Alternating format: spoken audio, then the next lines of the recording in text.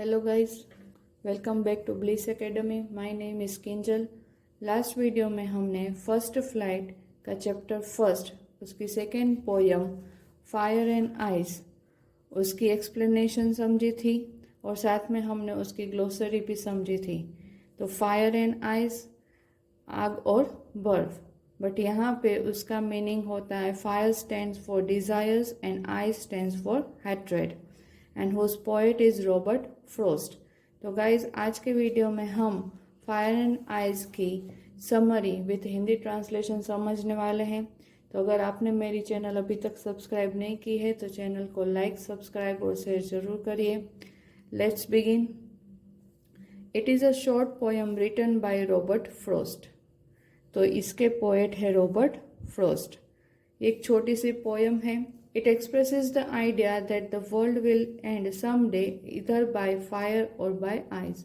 ये हमें एक आइडिया दे रही हैं कि विश्व है, जो दुनिया है, वो एक ना एक दिन उसका नष्ट हो जाएगा, वो नष्ट हो जाएगी। तो दो रीज़न हमें बताए गए हैं, या तो वो आग से नष्ट होगी या तो फिर बर्फ से। तो यहाँ पे जो फायर है ना, वो सिंबलाइज किया गया है ह्यूमन की डिजायर्स से, उनकी इच्छाओं से, और जो आइज है उसको दिखाया गया है ह्यूमन के हैट्रेड यानी कि नफरत के साथ। In this poem, the poet has compared fire and ice with the self-destructing emotions of human beings. जो मानव के खुद के ही इमोशंस है ना, वो सिर्फ सेल्फ डिस्ट्रक्टिंग है, यानी कि खुद का ही नाश करने का कारण बन जाएंगे। It describes how humans let their emotions rule over them. ये हमें बताते हैं कि कैसे ह्यूमन के इमोशंस ही उनके ऊपर रूल करते हैं। या इसका क्या मतलब हुआ कि हमारी जो डिज़ायर्स है वो कभी ख़त्म नहीं होती और हमारा उसके ऊपर कोई काबू नहीं होता है। जैसे ही एक डिज़ायर ख़त्म हुई तो नई एक और डिज़ायर आ जाती है और उसी रेस में हम भागते ही जाते, तो वो कभी एंड नहीं होगा। साथ में उसी के चलते हम हमारे अंदर नफरत पालने लगते हैं। तो यही दो कारण है जिससे पूरी दुनिया का नाश होगा। Humans have no control over their desires and they work towards achieving their desires. But the more they work, the more they get trapped in them. Humans का, मानव का, उनकी डिज़ायर, उनकी इच्छाओं पे कोई कंट्रोल नहीं होता है। They work towards achieving their desires.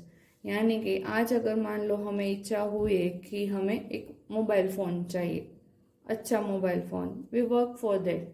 अगर जब तक वो मोबाइल फ़ोन हम नहीं ले सकते तब तक हम बहुत हार्ड वर्क करेंगे। जैसे ही वो मोबाइल फ़ोन हमारे पास आएगा, एक और नई इच्छा जागृत होगी और उसके पाने के लिए हम ज़्यादा से ज़्यादा और मेहनत करेंगे, है ना।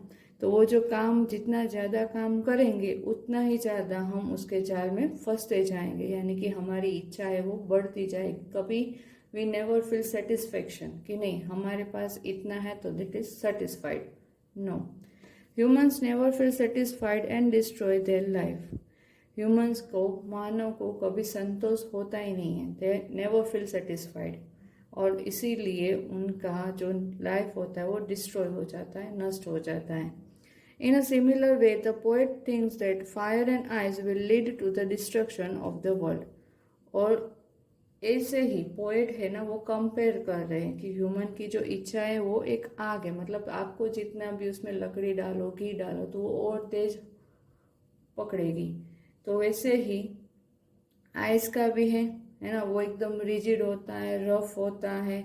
तो वो भी जो नफरत होती है वो भी वैसे ही होती है कि एक बार किसी के लिए हमारे मन में बुरे ख्याल आ गए, नफरत आ गई, तो वो सामने वाला फिर चाहे जितनी भी कोशिश करे, कितना भी अच्छा क्यों ना करे, बट जो फीलिंग्स होती है ना, दे नेवर चेंज। तो यहाँ पे पोएट ने इसी वर्ड को डिस्क्राइब किया है।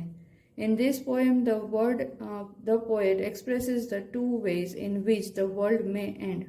यहाँ पे दो तरीके से, वापस हमने वही समझा रहे हैं कि दो तरीके से पृथ्वी का नाश होगा। Some people say that the world will end by fire while others say that it will end by ice।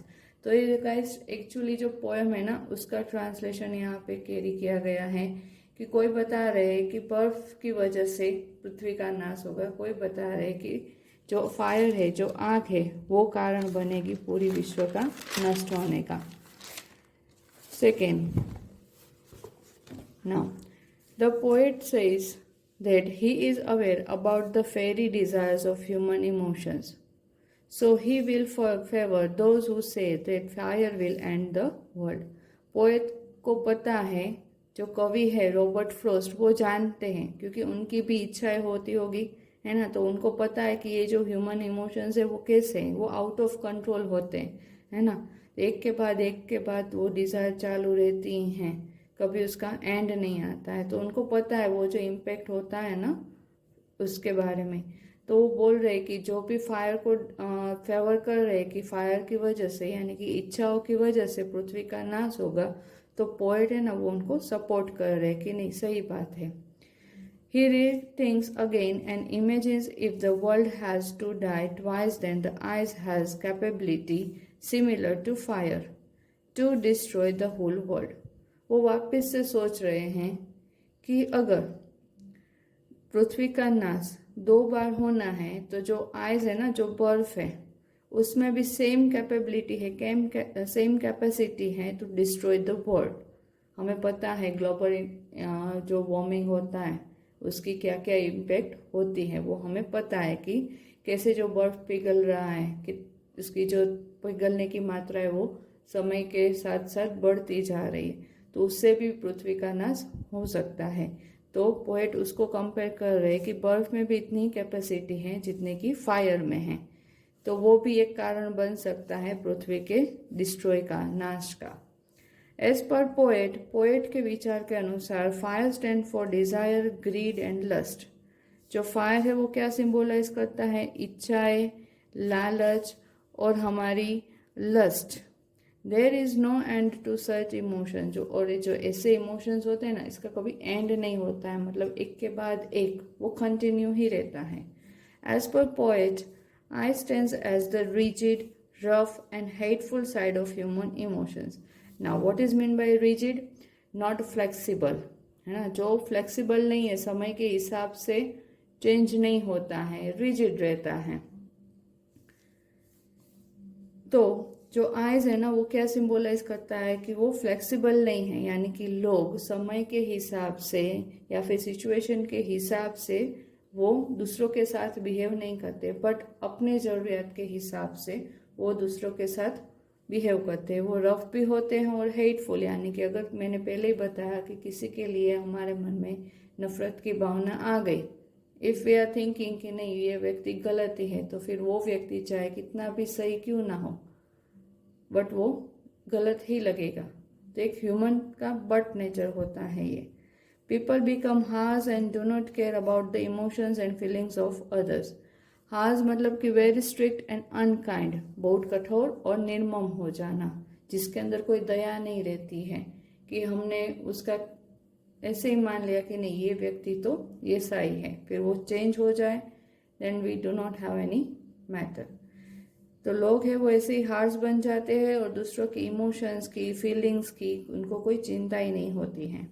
So the poet says that since ice and fire both are growing with such rapid fire, rapid मतलब कि fastly, so fastly speed, the world will end soon either by fire और by ice. तो poet को ये लग रहा है कि जो इच्छाएं हैं, हमारी जो नफरत है, वो दिन ब दिन इतनी स्पीड से बढ़ती जा रही है ना, तो वो दिन दूर नहीं है जब सारी पृथ्वी का, सारी दुनिया का नाश हो जाएगा। और कारण क्या बनेगा? या तो आग या तो बर्फ। तो गाइज ये थी हमारी फायर एंड आइस की समरी। अगर आपको एक्सप्लेनेशन अच्छी लगी हो तो वीडियो को लाइक, सब्सक्राइब और शेयर जरूर करिए। और नेक्स्ट वीडियो में हम इस पोयम के question answer with Hindi translation समझ। Thank you.